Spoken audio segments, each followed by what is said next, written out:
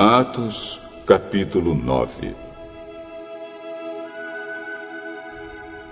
Enquanto isso, Saulo não parava de ameaçar de morte os seguidores do Senhor Jesus.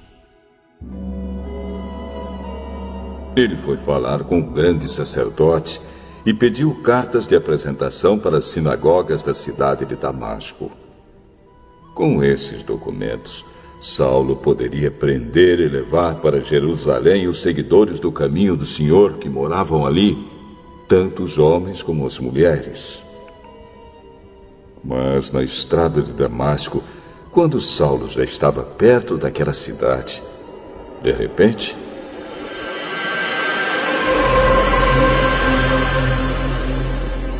uma luz que vinha do céu brilhou em volta dele. E ele caiu no chão. E ouviu uma voz que dizia: Saulo, Saulo, por que você me persegue? Quem é o Senhor? Eu sou Jesus, aquele que você persegue. Mas levante-se, entre na cidade, e ali dirão a você o que deve fazer.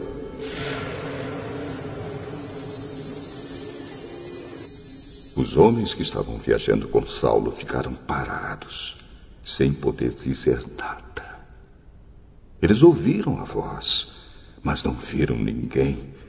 Saulo se levantou do chão e abriu os olhos, mas não podia ver nada. Então eles o pegaram pela mão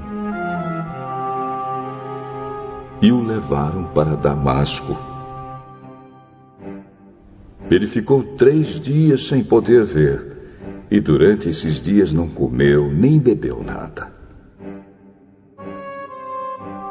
Em Damasco morava um seguidor de Jesus chamado Ananias. Ele teve uma visão e nela apareceu o Senhor chamando: Ananias. Aqui estou, Senhor. Apronte-se e vá até a casa de Judas, na rua direita, e procure um homem chamado Saulo, da cidade de Tarso. Ele está orando e teve uma visão.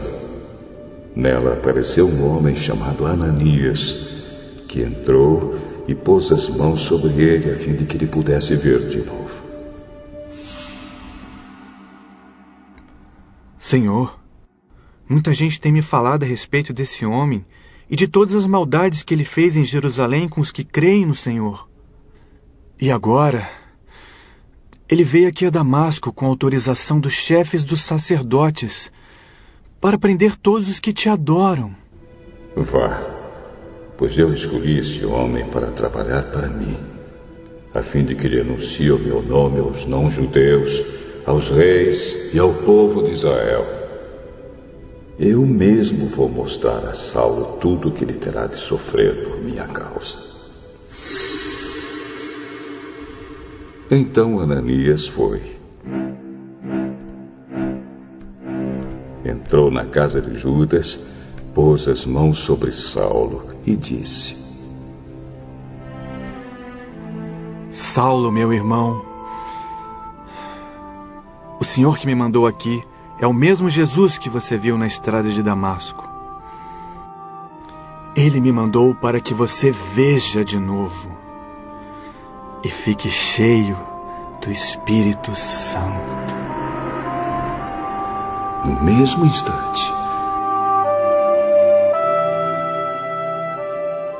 umas coisas parecidas com escamas caíram dos olhos de Saulo. E ele pôde ver de novo. Ele se levantou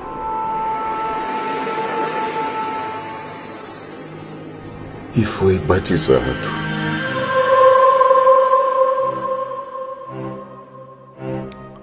Depois ele comeu alguma coisa e ficou forte como antes. Saulo ficou alguns dias com os seguidores de Jesus em Damasco. E começou imediatamente a anunciar Jesus nas sinagogas, dizendo: Jesus é o Filho de Deus. Todos os que ouviam Saulo ficavam admirados e perguntavam: Não é este o homem que em Jerusalém estava matando todos os seguidores de Jesus? Não foi ele que veio até aqui para prender e levar essa gente ao chefe dos sacerdotes? Mas as mensagens de Saulo se tornavam cada vez mais poderosas. E as provas que ele apresentava de que Jesus era o Messias eram tão fortes que os judeus que moravam em Damasco não sabiam o que dizer.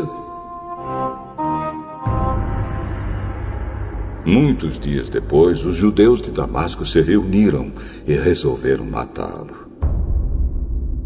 Mas Saulo ficou sabendo do plano deles. Eles vigiavam os portões da cidade dia e noite para o matar. Mas certa noite, os seguidores de Saulo puseram ele dentro de um cesto e o desceram por uma abertura que havia na muralha da cidade. Então Saulo foi para Jerusalém e tentou juntar-se aos seguidores de Jesus. Porém, todos tinham medo dele porque não acreditavam que ele também era seguidor de Jesus. Então Barnabé veio ajudá-lo e o apresentou aos apóstolos. E contou a eles como Saulo tinha visto o Senhor no caminho e como o Senhor havia falado com ele. Barnabé também contou como, em Damasco, Saulo, pelo poder do nome de Jesus, havia anunciado corajosamente o Evangelho. Depois disso, Saulo ficou com eles, andando por toda parte em Jerusalém. E pelo poder do nome do Senhor, ele anunciava corajosamente o Evangelho. Ele também conversava e discutia com judeus que tinham sido criados fora da terra de Israel, mas eles procuravam um jeito de matá-lo. Quando os irmãos souberam disso, levaram Saulo até a cidade de Cesareia e depois o mandaram para a cidade de Tarso. Em toda a região da Judéia, Galiléia e Samaria, a igreja estava em paz. Ela ficava cada vez mais forte, crescia em número de pessoas com a ajuda do Espírito Santo e mostrava grande respeito pelo Senhor Jesus. Pedro viajava por toda parte. Um dia foi visitar o povo de Deus que morava na cidade de Lida. Encontrou ali um homem chamado Enéas, que era paralítico e fazia 8 anos que não saía da cama. Pedro lhe disse: Enéas, Jesus Cristo já curou você. Levante-se e arrume sua cama. Na mesma hora, Enéas se levantou. Então todos os moradores da cidade de Lida e da região de Saron viram isso e se converteram ao Senhor. Na cidade de Jope havia uma seguidora de Jesus chamada Tabita. Este nome em grego é Dorcas. Ela usava todo o seu tempo fazendo o bem e ajudando os pobres. Naqueles dias, Dorcas ficou doente e morreu. Lavaram o corpo dela e depois o puseram num quarto do andar de cima. Jope ficava perto de Lida. Quando os seguidores de Jesus em Jope souberam que Pedro estava em Lida, enviaram 2 homens para levar-lhe o seguinte recado: Por favor, venha depressa até Jope. Então Pedro se aprontou e foi com eles. Quando chegou lá, eles o levaram para o quarto de cima. Todas as viúvas ficaram em volta dele, chorando e mostrando os vestidos e as outras roupas que Dorcas havia feito quando ainda vivia. Então Pedro mandou que todos saíssem do quarto. E em seguida se ajoelhou e orou.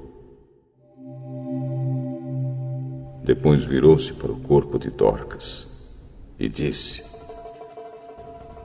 Tabita, levante-se.